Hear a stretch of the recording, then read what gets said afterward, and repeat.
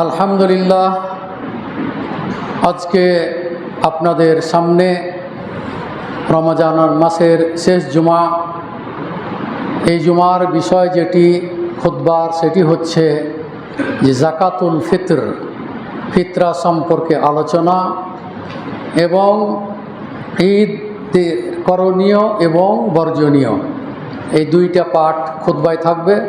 প্রথম অংশে ফিতরা বা জাকাতুল ফিতর সম্পর্কে আলোচনা করব ইনশাআল্লাহ তাআলা। পরবর্তী অংশে ঈদে আমাদের কি করণীয় এবং বর্জনীয় সেগুলো আপনাদের সামনে তুলে ধরব ইনশাআল্লাহ তাআলা। আমি আপনাদের সম্মুখে সূরা বাকারার 185 নম্বর আয়াত তেলাওয়াত করেছি এবং বুখারী বর্ণিত হাদিস 1503 নম্বর হাদিস পাঠ করেছি। আরও অন্যান্য হাদিস এর সাথে সংযুক্ত করে আজকের এই সংক্ষিপ্ত খুতবা সমাপ্ত করব ইনশাআল্লাহ তাআলা। আমি রমজান যখন শুরু হয় 28শে ফেব্রুয়ারি, তখন একটি বিষয় নিয়ে আলোচনা করেছিলাম যে রমজানের মাসলা মাসাইল নিয়ে। যেহেতু রমজান শুরু হয়েছে 2 তারিখে রবিবারের দিন, এই জন্য ফিদিয়া কারা দিবে, কিভাবে দিতে হবে, এই বিষয় নিয়ে আরও কিছু মাসলা মাসাইল নিয়ে আমি আপনাদের সামনে আলোচনা করেছিলাম। রমজান মাসের 7 তারিখ যেটি মার্চ, 7ই মার্চ, সেই দিন আপনাদের সামনে রমাদানের ফজিলত, গুরুত্ব, তাৎপর্য এ বিষয়ে আলোচনা করেছি। এরপরে 14 তারিখ যেটি, সেই তারিখে আপনাদের সামনে জাকাত এবং দান সম্পর্কে আলোচনা করেছিলাম।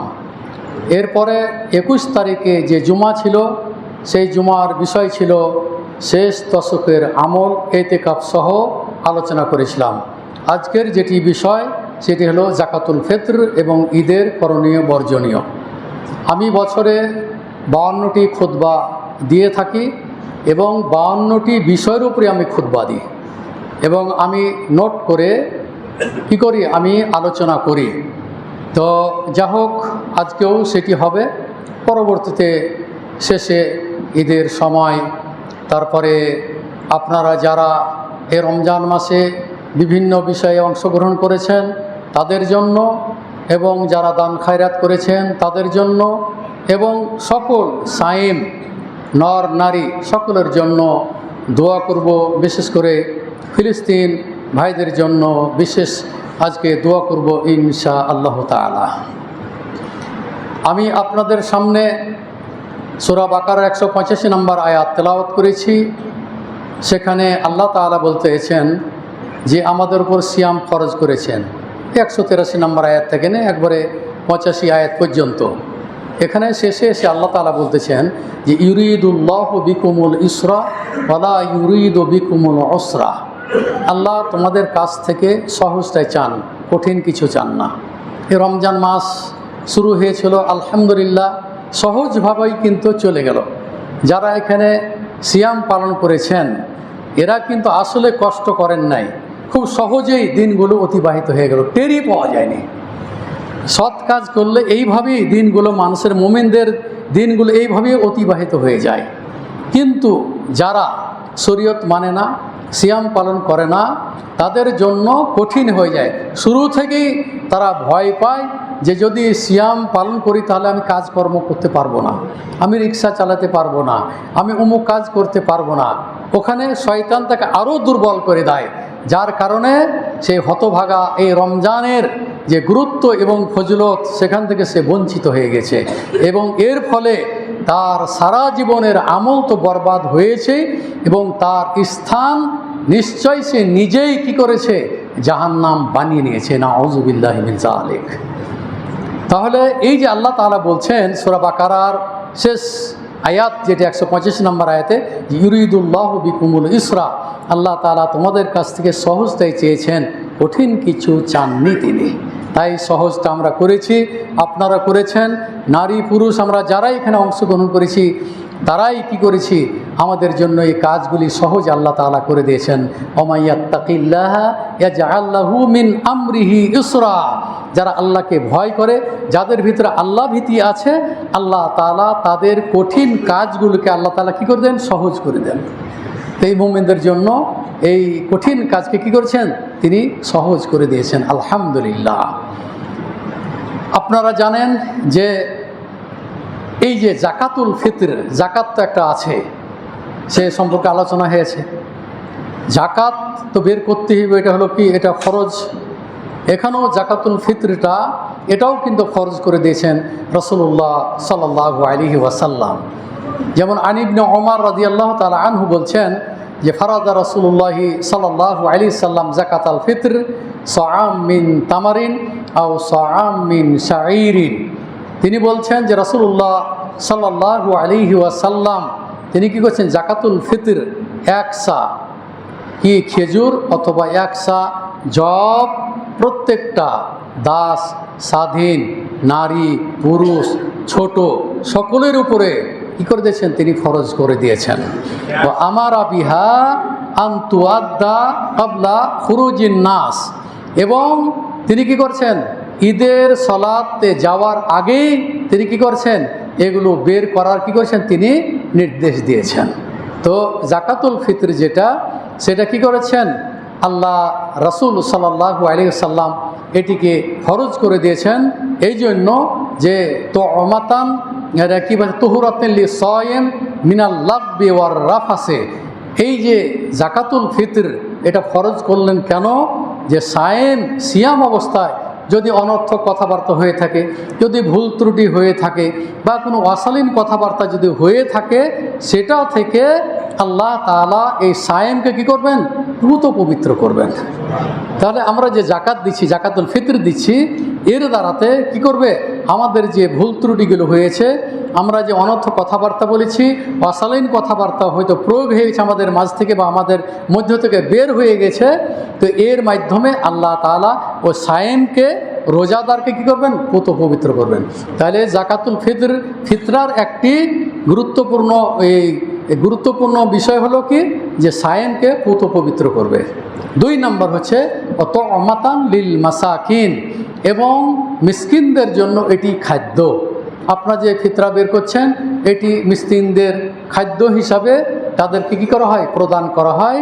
তাহলে 2টা উপকার হলো, এক হলো সায়েমকে তার এই অশালীন অনর্থক কথাবার্তা থেকে পুত পবিত্র করলে, পক্ষান্তরে এই ফিতরার মাধ্যমে কি মিসকিনদের খাদ্যের ব্যবস্থা করা হলো। তো এটা হলো আবু সাঈদ খুদরির হাদিস। আবু সাঈদ খুদরির হাদিস 542 নম্বর হাদিস, তিরমিজির হাদিস। আর যেটি আগের হাদিস পড়লাম সেটি হলো বুখারীর হাদিস। এটা হলো ইবনে ওমর রাদিয়াল্লাহু তাআলা আনহুতে বর্ণিত 1503 নম্বর হাদিস। এরপরে আমরা কি জিনিস দিব, ফিতরা হিসাবে আমরা কি দিব, এ ব্যাপারে আমরা দলিল ছাড়া কোনো কথা বলি নাই। আবু সাঈদ খুদরি রাদিয়াল্লাহু তাআলা আনহু বলছেন যে কুন্না নুখরিজু জাকাতাল ফিতর ফি আহদে রাসূলিল্লাহি সাল্লাল্লাহু আলাইহি ওয়াসাল্লাম সাআম মিন তুআমিন ওয়া কানা তুআমুনা আশ-শাঈর ওয়া তামার ওয়াল আকিত।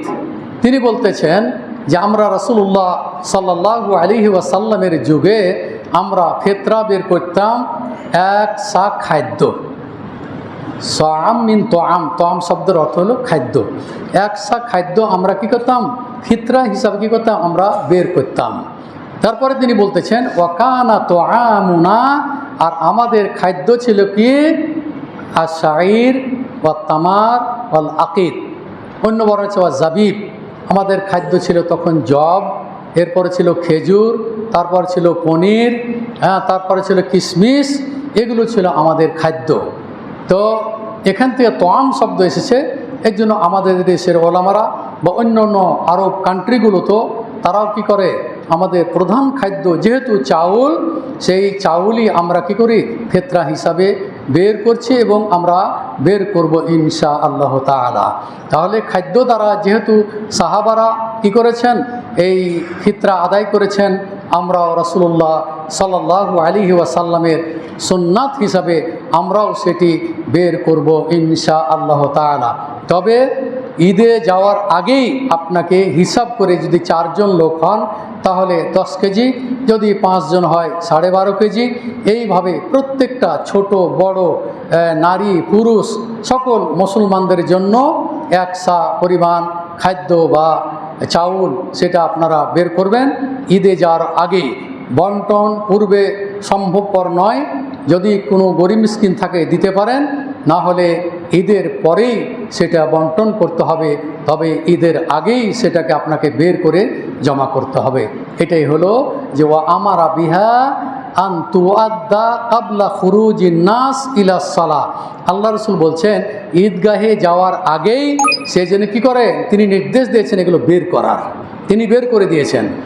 এখন একটি হাদিস সেটি হলো যে ইবনে ওমর রাদিয়াল্লাহু তাআলা আনহু তিনি কি করতেন, ঈদের 1 বা 2 দিন আগে তিনি কি করতেন এই ফিতরা বের করতেন। বুখারীর 15-11 নম্বর হাদিস যে কানা ইউতুহা আল্লাযীনা ইউতিহা আল্লাযীনা ইয়াকবালুনাহা, বলছে যারা চাইতো ইবনে ওমর রাদিয়াল্লাহু তাআলা আনহু তাদের কি করতেন কাবলাল ফিতরে বিয়াউমিন আও ইয়াউমাইনে, ঈদের 1 বা 2 দিন আগে তিনি কি করতেন যারা চাইতো তাদেরকে দিয়ে দিতেন। ওয়া কানা ইউতুনা, তিনি কি করতেন প্রদান করতেন কাবলাল ফিতর ঈদুল ফিতরের আগে, বিয়াউমিন 1 দিন আগে, আও বিয়াউমাইনি 2 দিন আগে। এটাও কিন্তু বুখারীর হাদিস, এটা হলো সাহাবীর এটি কওল, তিনি এটা করতেন। আর রাসূলুল্লাহ সাল্লাল্লাহু আলাইহি সাল্লাম ঈদগাহে যাওয়ার আগেই তিনি কী করছেন এটা বের করা নির্দেশ দিয়েছেন। এই হলো জাকাতুল ফিতর সম্পর্কে যে হাদিসগুলি বর্ণিত হয়েছে আপনাদের সামনে আমি তুলে ধরলাম। বুখারীর 1503 নম্বর হাদিস, বুখারীর 1-15-10 নম্বর হাদিস, বুখারীর 15-12 নম্বর হাদিস, এইভাবে কয়েকটি হাদিস এই ফিতরা সম্পর্কে জাকাতুল ফিতর সম্পর্কে কী হয়েছে উল্লিখিত হয়েছে। এবার আসলো যে আমাদের দেশে টাকা দিয়ে ফিতরা দেওয়ার এই বিধান কি, এটা দেওয়া যাবে কি যাবে না, এই ব্যাপারে আপনাদের সামনে আমি সৌদি আরবের 2 জন গ্রান্ট মুফতির ফতোয়া আরবিতে আপনাদেরকে আমি পড়ে শোনাচ্ছি। তারা এই ব্যাপারে কি ফতোয়া দিয়েছেন যে টাকা দিয়ে ফিতরা দেওয়া যাবে কি যাবে না। প্রশ্নটা হলো এই আরবিতে যে মা হুকম ইখরাজ কিমাতিহা, মূল্য দিয়ে ফিতরা দেওয়া যাবে কি যাবে না।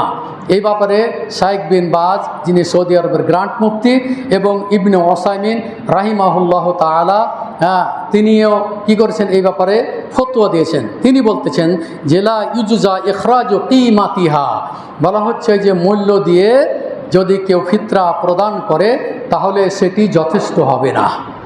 লাইজা মানে যথেষ্ট হবে না, ইখরাজ মানে বের করা, কিমাতিহা মানে হলো মূল্য, মানে মূল্য দিয়ে এই ফিতরা আদায় করা এটি যথেষ্ট হবে না। অহুয়া কওল জমহুরিল উলামা, এটা হলো অধিকাংশ সালাফ বা আহলে হাদিস বলেন আর সালফে সালেহিন বলেন তাদেরই এটি ফতোয়া। ও আফতা বিহি মিনাল মুআসিরিন, এবং যুগশ্রেষ্ঠ 2 জন যুগশ্রেষ্ঠ আলেম শাইখ বিন বাজ রাহিমাহুল্লাহ তাআলা ও শাইখ ইবনে ওসাইমিন রাহিমাহুল্লাহ তাআলা, তারা এই ব্যাপারে ফতোয়া প্রদান করেছেন এবং তাদের বক্তব্য হলো যে লাম ইয়াসবুত মিনান নবী সাল্লাল্লাহু আলাইহি ওয়াসাল্লাম, যে আল্লাহ রাসূল সাল্লাল্লাহু আলাইহি সাল্লাম অর্থ দিয়ে কি আপনার ফিতরা দেওয়ার কোনো দলিল সাব্যস্ত নয়। ও আহাদিম মিন আসহাবিহি, এবং সাহাবিদের কওল থেকেও প্রমাণ পাওয়া যায় না। অথচ সেই যুগে কিন্তু মুদ্রা ছিল, যার কারণে তারা এটাকে নাকচ করেছেন। এবং আমাদেরও বক্তব্য হলো জাকাত দিতে হবে টাকা দিয়ে আর ফিতরা দিতে হবে খাদ্য দিয়ে। এটাই হলো আমাদের ফতোয়া এবং এই ফতোয়াটা আপনারা পাবেন 18 নম্বরতম খণ্ড শাইখ ইবনে ওসাইমিনের 269 নম্বর পৃষ্ঠায়। এইভাবে বিস্তর কী করা হয়েছে আলোচনা করা হয়েছে। সুতরাং আপনাদের প্রতি আমার অনুরোধ রাখবো যে আপনারা আল্লাহ রসুল সাল্লাল্লাহু আলাইহি সাল্লাম এবং সাহাবাদের যে আমল ছিল সেই আমল অনুযায়ী এটা করার আপনারা কী করবেন, চেষ্টা করবেন ইনশা আল্লাহ তাআলা। এই হলো ফিতরা সম্পর্কে আলোচনা। এবার আসলো এই ঈদ সম্পর্কে আলোচনা। ঈদ হচ্ছে, আপনারা জানেন যে ঈদ হলো দুইটা, একটা হলো ঈদুল ফিতর আর একটা হলো ঈদুল আযহা। আমরা ঈদুল ফিতর উদযাপন করতে যাচ্ছি ইনশা আল্লাহ তাআলা ক্বাবলাল জুমা, আগামী জুমার আগে, হয়তো সম্ভবত মঙ্গলবারে হতে পারে। তো যাই হোক, যদি হয় তাহলে আমরা জুমা পাচ্ছি না। এটাই হলো আমাদের রমজানের শেষ জুমা। সুতরাং আজকে আপনাদেরকে ঈদ সম্পর্কে কিছু করণীয় এবং বর্জনীয় সম্পর্কে আলোচনা করব ইনশা আল্লাহ তাআলা। আপনারা জানেন যে এই ঈদ আর ঈদুল আজহার মধ্যে পার্থক্য আছে। এই ঈদে রাসূলুল্লাহ সাল্লাল্লাহু আলাইহি ওয়াসাল্লাম তিনি কী করছেন, না খেয়ে বাড়ি থেকে তাকবীর দিয়ে কী করছেন, বের হয়েছেন এবং ঈদগাহ মাঠে এসে কী করছেন, তাকবীর সমাপ্ত করেছেন। এরপরে এক রাস্তা দিয়ে আসলেন আর এক রাস্তা দিয়ে কি ফিরে গেলেন। এগুলো হলো করণীয়। আমাদের বর্তমান সমাজে বা আমাদের এই পরিবেশে দেখা যায় ঈদের দিন কিন্তু আমরা কি করে বিভিন্ন রকমের খাদ্য খেয়ে আমরা বের হয়, বিশেষ করে মিষ্টান্ন জাতীয় যে ধরনের খাবারগুলো আছে সেগুলো আমরা কি করি, এগুলো খেয়ে আমরা ঈদগাহে যাই। আপনি দাঁড়িয়েছেন কেন, বসুন, বাইরে ভিতরে জায়গা আছে। তো আমি যেটা বলতে চাচ্ছিলাম যে রাসূলুল্লাহ সাল্লাল্লাহু আলাইহি ওয়াসাল্লাম তিনি কি হচ্ছেন, লা ইয়াখরুজু কানা নবী সাল্লাল্লাহু আলাইহি ওয়াসাল্লাম লা ইয়াখরুজু ইয়াউমাল ফিত্রি হাত্তা ইয়াতআমা ওয়ালা ইয়াতআমু ঈদাল আযহা হাত্তা ইউসাল্লিয়া। আল্লাহ রসুল সাল্লাল্লাহু আলাইহি ওয়াসাল্লাম, এটি আবু দাউদের হাদিস, আল্লাহ রসুল সাল্লাল্লাহু আলাইহি ওয়াসাল্লাম ঈদুল ফিতরের দিন তিনি কি করছেন, তিনি খেয়ে কি করতেন, ঈদগাহে যেতেন।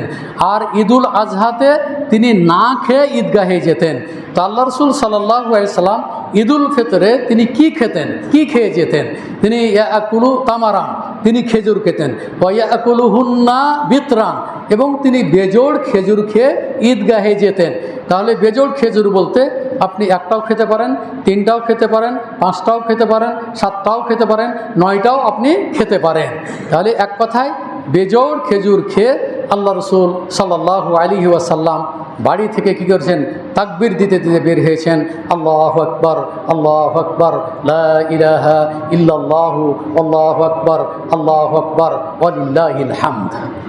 এই তাকবীর তিনি পড়তে পড়তে এক রাস্তা দিয়ে গিয়েছেন, এক রাস্তা দিয়ে কী গেছেন, তিনি বের হয়েছেন এবং অপর রাস্তা দিয়ে তিনি কী করছেন, ফিরে এসেছেন।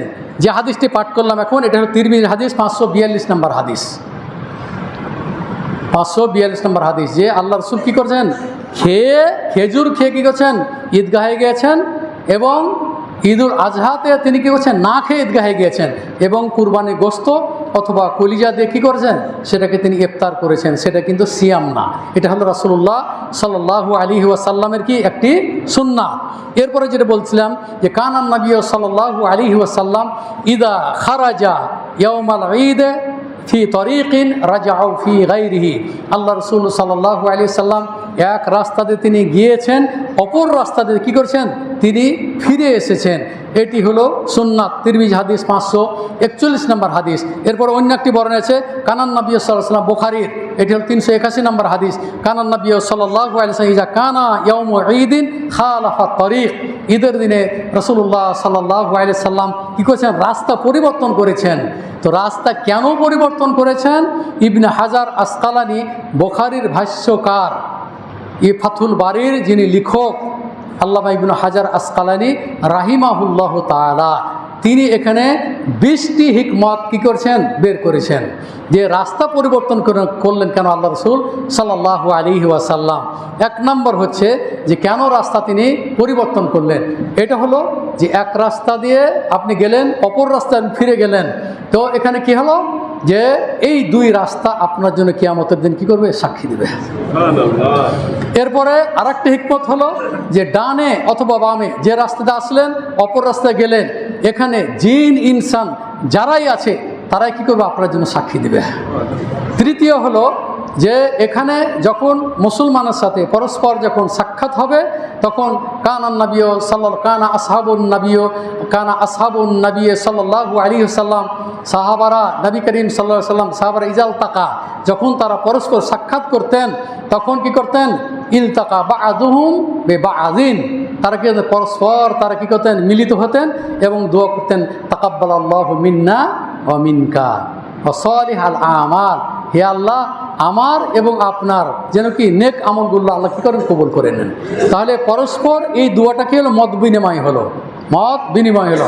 আরেকটা হলো কি যে পরস্পর সালাম কি আদান প্রদান হলো, যে সালাম আদান প্রদান করলে, মুসাফা করলে কি যায়? পৃথক হওয়ার আগেই আল্লাহ তাআলা উভয়কে কী করেন? ক্ষমা করে দেন। তো দেখুন কতগুলো ফজিলত আসতেছে। তো রাস্তা পরিবর্তন হওয়ার এগুলো হলো কি মোটামুটি এগুলো ফজিলত। তো আপনারা সেটা করবেন এবং যেগুলো ঈদের মাঠে যে সমস্ত জিনিসগুলো বর্জনীয় সেগুলো অবশ্যই আমাদেরকে পরিত্যাগ করতে হবে। এটা আপনারা জানেন যে আমাদের এখানে ঈদগাহ আছে পাশে, যেটি টাইম দেওয়া হয়েছে সকাল 7টা 30। আপনারা যথাসময়ে সকলেই উপস্থিত হবেন ইনশাআল্লাহ তাআলা। এই যে মাঠ আমাদের পাশে, এই মাঠে আমাদের ঈদুল ফিতরের জামাত অনুষ্ঠিত হবে সকাল 7:30টার সময় ইনশাআল্লাহ তাআলা, যদি আবহাওয়া অনুকূলে থাকে। আর আবহাওয়া যদি প্রতিকূলও থাকে তাহলে আমরা মসজিদের একতলা, নিচতলা, 3তলা পর্যন্ত আমরা জামাত করব ইনশাআল্লাহ তাআলা। তো আমি যেটা বলতে চাচ্ছিলাম যে এই ঈদের হলো এটা মোটামুটি একটা মাসআলা। তাহলে এই ঈদগাহে অনেকেই দেখা যায় গেট তৈরি করে, এটা যদি আমাদের এখানে বন্ধ করে দেওয়া হয়েছে, মানে এর আগেও আমাদের এখানে হয়েছিল, এটা বন্ধ করে দেওয়া হয়েছে এবং কাগজ দিয়ে বিভিন্ন রকমের কী করা হয়? গেট সাজানো হয়, ঘেরা হয়, আরও অনেক কিছু করা হয়। এগুলো সম্পূর্ণ দিনের মধ্যে একটি বিদআত, এগুলো থেকে বিরত থাকতে হবে, এগুলো পরিত্যাগ করতে হবে, এগুলো থেকে বাঁচার চেষ্টা করতে হবে। রাসূলুল্লাহ সাল্লাল্লাহু আলাইহি ওয়াসাল্লাম খোলা মাঠে থেকে কী করছেন? ঈদ পড়েছেন, ঈদের জামাত করেছেন। মসজিদে নববীর পূর্ব গেট থেকে তিনি 500 গজ দূরে কী করেছেন? ঈদের জামাত তিনি কী করেছেন? ঈদের সালাত আদায় করেছেন। এবং আমাদের মা বোনেরা এখানে আমাদের সাথে কিন্তু এবার তারাবি পুরোটাই তারা পড়েছেন, কিন্তু শুরু থেকে নিয়ে আপনারা যেমন আছেন এখানে, আমিও যেমন প্রত্যেক দিন এখানে তারাবি পড়িয়েছি এবং একটি করে ছোট্ট দার্স পেশ করেছে, একটা করে হাদিস। মা বোনেরা শুনেছেন, তারাও উপকৃত হয়েছেন, আপনারাও উপকৃত হয়েছেন এবং এর মাধ্যমে অনেক ভাই কিন্তু এই মসজিদ কিন্তু তারা পরিত্যাগ করে নাই। যদি এবার সংখ্যায় কম ছিল, যার কারণে যে স্কুল কলেজগুলো আগেই ছুটি হয়ে গেছিলো, যার কারণে সংখ্যা কিছুটা কম হলেও যারা ছিলেন শেষ পর্যন্ত তারা থাকবেন ইনশাআল্লাহ তাআলা। আমি যেটা বলতে চাচ্ছিলাম যে এই ধরনের বর্জনীয় যে জিনিসগুলো এগুলো আপনাদেরকে অবশ্যই বর্জন করতে হবে এবং নারীদেরকে ঈদগাহ ময়দানে তাদেরকে নিয়ে যেতে হবে, তাদেরও ব্যবস্থা করা হয়েছে। যে উম্মে আতিয়া তিনি বলতেছেন, উমিরনা আন নুখরিজা আল হুইয়াজা ইয়াউমাল ঈদাইনি ওয়া যাওয়াতিল খুদুর ফায়াশহাদনা জামাআতাল মুসলিমিন ওয়া দাওয়াতাহুম। আল্লাহ রাসূল সাল্লাল্লাহু আলাইহি ওয়াসাল্লাম এই ইবনে আতিয়া থেকে নেয়, উম্মে আতিয়া থেকে হাদিসটি বর্ণিত। তিনি বলতেছেন যে আমরা আদিষ্ট হয়েছিলাম, আমাদেরকে নির্দেশ দেওয়া হয়েছিল ঈদগাহে যারা ঋতুবতী মহিলা, যারা পর্দাসীন মহিলা সকলকেই ঈদগাহে যাওয়ার কী করছেন? তিনি নির্দেশ দিয়েছেন এবং বলেছেন যে যারা ঋতুবর্তী মহিলা তারা ফায়াতাজিলনা আন মুসাল্লিহিন্না, তারা শুধু সালাত আদায় করবে না কিন্তু তারা তাকবীর পাঠ করতে পারবে। ঋতুবর্তী যারা পিরিয়ড যে সমস্ত মহিলাদের আছে তাদেরকেও আল্লাহ রাসূল ঈদগাহে যেতে বলেছেন এবং সেখানে গিয়ে আর তারাও কিন্তু তাকবীর পাঠ করবে। তাকবীর পাঠ করাতে কোনো বাধা নেই। ইমাম যখন দোয়া করবে, যখনই যে দোয়াটা করবে তখন তারা দোয়াতে শরিক হবে। এইভাবেই তারাও কি করবে? ওই মহিলা, ওই বোনদের সাথে ঋতুবতী মহিলারাও তারা সেখানে অংশগ্রহণ করবে। আল্লাহ রাসূল সাল্লাল্লাহু আলাইহি ওয়াসাল্লাম এইভাবে কি করছেন? তিনি নির্দেশ দিয়েছেন মহিলাদের বাড়িতে জামাত করার কোনো বিধান নেই। ফরজ সালাত মহিলারা ইমামতি করার, জামাতবদ্ধভাবে জামাতের সাথে পড়ার, ইমামতি করার, এইভাবে ফরজ সালাতে দলিল আছে। এবং যদি কোনো কারণবশ যদি পড়তেই হয় তাহলে ইমাম পুরুষের কি করে অধীনেই তারাকে সালাত আদায় করতে হবে। এটি হলো কি শরীয়তের বিধান। যদি কেউ যেতে না পারে, যদি ঈদ ছুটে যায় তাহলে আপনি একাকী 7 এবং 5 তাকবীর দিয়ে ঈদের সালাত আপনি কি করবেন? সমাপ্ত করবেন। এইভাবে ঈদের সালাতের যে বিধিবিধানগুলো আছে সেগুলো আমরা পালন করার চেষ্টা করব ইনশাআল্লাহ তাআলা। এবং মা বোন যারা আপনারাও ঈদগাহে যাবেন, আপনাদের ওখানে গিয়ে যে সমস্ত কাজগুলি হবে আপনারা তাকবীর পড়তে পড়তে যাবেন এবং কি করবেন, এই ইমামের বক্তব্য শুনবেন এবং দান খায়রাতে আপনারা অংশগ্রহণ করবেন। এটি হলো কি ঈদের যেটা তাৎপর্য, ঈদের যেটি বিধান, যেমন রাসূলুল্লাহ সাল্লাল্লাহু আলাইহি সাল্লাম তিনি নিজেই ফাওয়াদাহুন্না ওয়া যাকারাহুন্না, আল্লাহ রাসূল সাল্লাল্লাহু আলাইহি সাল্লাম নারীদের কাছে গিয়ে তিনি কী করলেন, বক্তৃতা দিলেন, তাদের কাছে দানের আবেদন করলেন। তারপরে মহিলারা নাকের ফুল, কানের দুল, মালা, বেলালের কাপড়ে তারা কী করছেন, নিক্ষেপ করেছে, দিয়ে দিয়েছে। আল্লাহ এবং আল্লাহর রাসূলের নির্দেশ অনুযায়ী যখনই যেটা তিনি নির্দেশ দিয়েছেন, তখনই এই উম্মতে মুহাম্মাদির সকল যারা মুসল্লি, সকল যারা এই সাহাবী ছিলেন বা মহিলারা ছিলেন, তারাও কী করছেন, অংশগ্রহণ করেছিলেন। তাই আমি আপনাদের পরিশেষে যে কথাটি আমি বলতে চাচ্ছি সেটি হলো যে আমাদের এই মাননীয় সভাপতি এই মসজিদের প্রফেসর আব্দুল গানী সাহেব, তিনি কালকে এখানে বড় দুঃখের সাথে একটি কথা বললেন। সেটি হলো যে আমি আপনাদের এখানে রমজান মাস, আল্লাহ রসুল সাল্লাল্লাহু আলাইহি ওয়াসাল্লাম এই রমজান সম্পর্কে আপনারা জানেন যে রমজানের সিয়ামের ব্যাপারে যেমন গুরুত্ব আরোপ করা হয়েছে, তারাবির সালাতের উপরে যেমন গুরুত্ব আরোপ করা হয়েছে, দানের ব্যাপারে যেমন গুরুত্ব আরোপ করা হয়েছে, এইভাবেই কোরআন তেলাওয়াত করলে যে গুরুত্ব দেওয়া হয়েছে, বিভিন্ন আমল সম্পর্কে এই রমজান মাস হচ্ছে বরকতের মাস, এই রমজান হচ্ছে পাপ মোচনের মাস, এই রমজান হচ্ছে জাহান্নাম থেকে মুক্তির মাস, এই রমজান হচ্ছে জান্নাত লাভের মাস। এইভাবেই এই রমজানটা আমরা অতিবাহিত করেছি এবং এই বিষয়ের উপরে আমি ডিটেলস বিস্তর আপনাদের আলোচনা করেছি। আপনারা জানেন যে এখানে এই মসজিদে আমি প্রায় আজকে 6 থেকে 7 বছর থেকে আপনাদের এখানে খাতিব, আমি এখানে বক্তৃতা দিই। এই মসজিদের উন্নয়নের জন্য আমি আমার বক্তৃতাতে প্রাসঙ্গিকভাবে হলেও একটি অংশ এখানে রাখি, বিশেষ করে রমজান মাসে, অন্য মাসে না। যেহেতু রমজান মাসে আল্লাহ রসুল সাল্লাল্লাহু আলাইহি সাল্লাম কী করেছেন, দান করেছেন, দান করতে বলেছেন, সর্বোত্তম দান হিসেবে আখ্যায়িত করেছেন। দান করলে জাহান্নাম থেকে মুক্তি পাওয়া যায়। এগুলো যদি আপনাদেরকে উৎসাহ প্রদান আমি না করি, আল্লাহ রসুল সাল্লাল্লাহু আলাইহি সাল্লামের হাদিস যদি আমি গোপন রাখি, তাহলে কিয়ামতের দিন আল্লাহ তাআলা আমাকে ছাড়বেন না। আমার বিষয় কিন্তু আগে আপনাদেরকে বলে দিছি যে আমি কিন্তু শুধুমাত্র যে দান চেয়েছি তা নয়। এটি কিছু মানুষ আমাকে একটা অপবাদ দিয়েছে যে সাইদুর রহমান খাতিব তিনি দান ছাড়ার কোনো বক্তৃতাই করেননি এখানে। এটা কত বড় অপবাদ দেওয়া হয়েছে। তার কারণ যে আপনারা জানেন, আপনাদের বলে দিলাম যে রমজানের ফজিলত গুরুত্ব কোন জুমায় কখন কি খুতবা দিয়েছি। আমার নেটে আপনারা জানেন যে ইন্টারনেটে আমার এই নেটে আমার বক্তব্য আছে, আপনারা শুনবেন। আমি আগেই বলে দিলাম যে 3টি জুমাতে 3টি বিষয়ের আলোচনা করেছি। প্রাসঙ্গিকভাবে এখানে দানের কথা এই জন্য বলেছি, দান যদি আমি না চাইতাম তাহলে আজকে আপনাদের আইপিএস হতো না, আজকে আইপিএস হতো না। ৭৮,০০০ টাকা আইপিএসে খরচ হয়েছে। তারপর আমি দানের কথা যদি না বলতাম তাহলে এই যে ৯০,০০০ টাকা টাইলস লাগবে, এই টাইলসের ব্যবস্থা হতো না। আমি যদি দানের কথা না বলতাম তাহলে রেলিং, আপনাদের রেলিংও হতো না। আমি যদি দানের কথা না বলতাম তাহলে অন্যান্য বছর এসির ব্যবস্থা হয়েছে। এই দান চাওয়ার মাধ্যমে রমজান মাসে আমি দান চাইব, আল্লাহ রসুল যেমন চেয়েছে আমিও তো চাইব।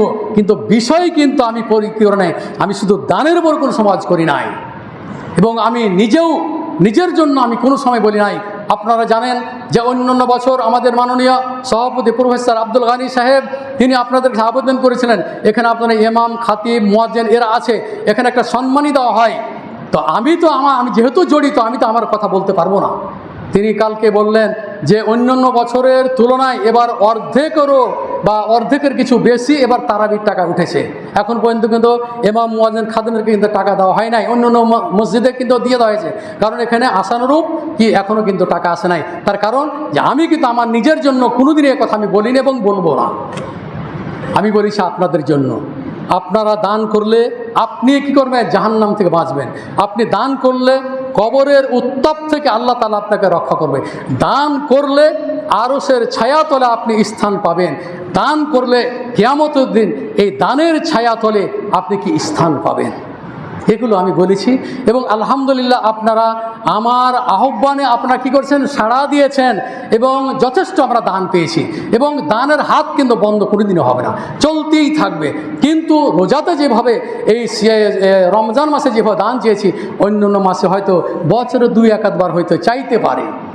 তাহলে যে সমস্ত ভাইরা আমার সমালোচনা করেছেন তারা এটা ভুল করেছেন নিঃসন্দেহে, কারণ আমার বক্তব্য হয়তো বুঝেন নাই, আমার বিষয়বস্তু হয়তো আপনারা বুঝেন নাই, যার কারণে কিছু ভাই এটি বলেছেন। আল্লাহ আপনাদেরকে ক্ষমা করুন, আল্লাহ আপনাদেরকে হেদায়েত করুন।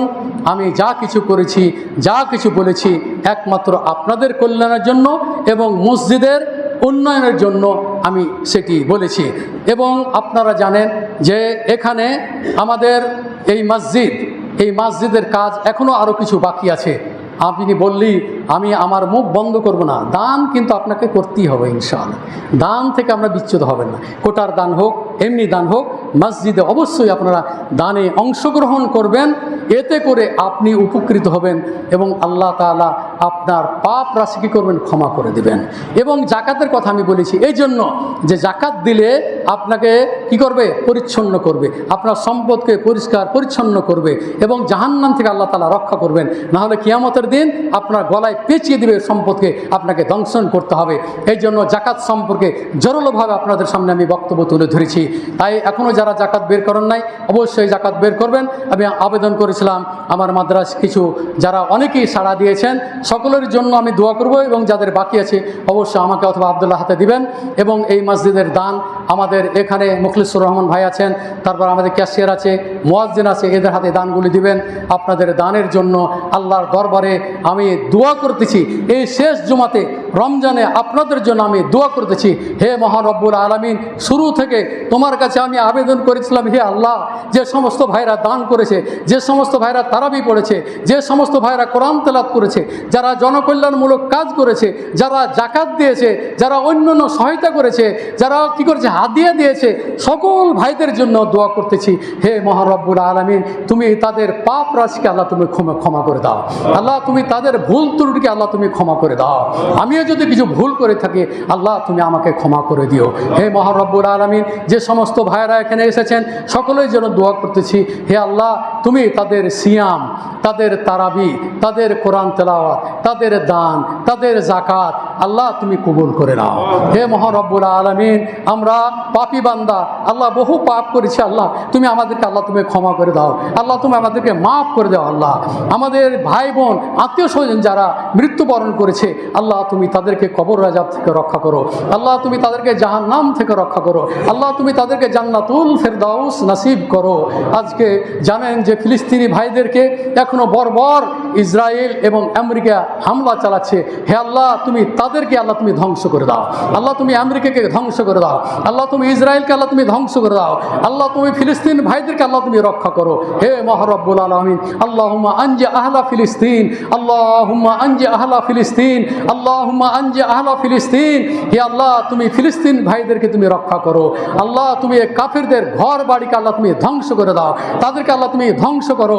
মুসলমানদেরকে তাদের স্থায়ী এইভাবে যেন বসবাস করতে পারে আল্লাহ তুমি সেই ব্যবস্থা করে দাও। আল্লাহ তুমি হলো হাকিম, তুমি হলাম সব কিছুরই মালিক, তুমি সব কিছু করতে পারো। তুমি মুহূর্তের মধ্যে সব কিছু পরিবর্তন করতে পারো। কাফেরদেরকে তুমি দুনিয়া থেকে নিশ্চিহ্ন করে দিতে পারো, যেমন ভাই ইতিপূর্বে কাফেররা নিশ্চিহ্ন হয়ে গেছিল। হে মহান রব্বুল আলামিন, তুমি তাদেরকে ধ্বংস করে দাও। আল্লাহ তুমি তাদের বাড়ি ঘরকে আল্লাহ তুমি ধ্বংস করে দাও। তুমি ফিলিস্তিন ভাইদেরকে তুমি রক্ষা করো। রব্বানা আতিনা ফিদ দুনিয়া হাসানা ওয়া ফিল আখিরাতি হাসানা ওয়া কিনা আযাবান নার। রব্বানা তাকাব্বাল মিন্না ইন্নাকা আনতাস সামিউল আলিম ওয়া তুব আলাইনা ইন্নাকা আনতাত তাওয়াবুর রহিম। আলহামদুলিল্লাহ, আমি আপনাদের মাঝে দীর্ঘ 1 মাস যাবৎ আজ 27 রমজান পর্যন্ত আমি তারাবি পড়ালাম, কিছু দার্স পেশ করেছি। আজকে শেষ দার্স, আমার শেষ তারাবি আজকে পড়ি আপনাদের কাছ থেকে। ইনশাআল্লাহ আমি বিদায় নিব এই রমজানে, তবে জুমা চলতেই থাকবে ইনশাআল্লাহ। আমার জন্য দোয়া করবেন, আপনার জন্য দোয়া করতেছি। হে মহান রব্বুল আলামিন, আমরা যে সিয়াম কিয়াম তারাবি পড়লাম, আল্লাহ তুমি আমাদের গুনাহ খাতাকে মাফ করে দাও। আল্লাহ তুমি সব আমাদের এই ইবাদতগুলিকে আল্লাহ তুমি কবুল করে নাও। আপনারা আমন্ত্রিত, অবশ্যই আপনারা আজকে তারাবিতে আসবেন, আপনাদের সাথে সাক্ষাৎ হবে। আজকে শেষ তারাবি পড়িয়ে আপনাদের কাছ থেকে ইনশাআল্লাহ আমি বিদায় নেব।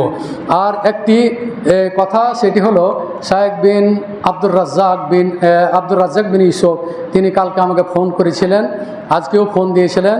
তিনি আপনাদের মসজিদ থেকে পুরো মুসল্লিদেরকে দাওয়াত দিয়েছেন, ইফতারির দাওয়াত আজকে তার মাদ্রাসায়। আপনারা আমন্ত্রিত, আর অন্যান্য মসজিদে দিয়েছে। আমাকে এই দায়িত্বটা দিয়েছিলেন, আপনাদের নিকটে দাওয়াতটা আমি পৌঁছে দিলাম।